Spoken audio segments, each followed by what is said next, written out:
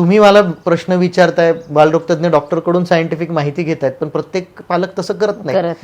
तर काय करतात, गुगलवर जातात, राईट, गुगलवर टाकतात काहीतरी, की काही त्यांना प्रश्न असेल तो गुगलवर टाकतात आणि गुगलवर भरमसाठ यादी येते, 50-100 सर्च येतात. मी पण काही टाकतोय, दुसरं कोण टाकतोय, एखादा ले मॅन ज्याला सायन्सचं काहीच माहित नाही तोही टाकतोय. त्यातल्या काही गोष्टी सायंटिफिकली चांगल्या असतील, काही गोष्टी खोट्याही असू शकतात, काही गोष्टी त्या माणसाचं स्वतःचं मत असू शकतं, ते सायन्स नाही. तर आपल्याला सायंटिफिक काहीतरी गाईडलाईन्स पाहिजेत किंवा सायंटिफिक काहीतरी माहिती पाहिजे. तर एक चांगला तुम्हाला सोर्स सांगतो.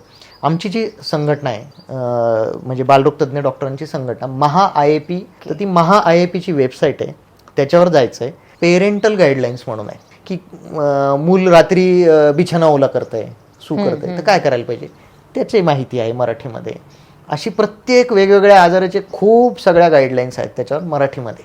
ओके. आणि त्या सायंटिफिक गाईडलाईन्स आहेत, ते म्हणजे खऱ्या खऱ्या गोष्टी आहेत, ट्रस्ट करू शकता, अशा गोष्टी आहेत. इंटरनेट तज्ञ सगळ्या डॉक्टरांनी, बालरोगतज्ञ डॉक्टरांनी मिळून बनवलेल्या, काही WHO गाईडलाईन्सचा आधार घेऊन त्या बनवलेल्या आहेत. त्या गाईडलाईन्स तुम्हाला खूप चांगली माहिती मिळेल आणि खूप सल्ला त्याच्यातनं मिळेल आणि त्यातनं आपल्याला खूप चांगल्या गोष्टी कळतील.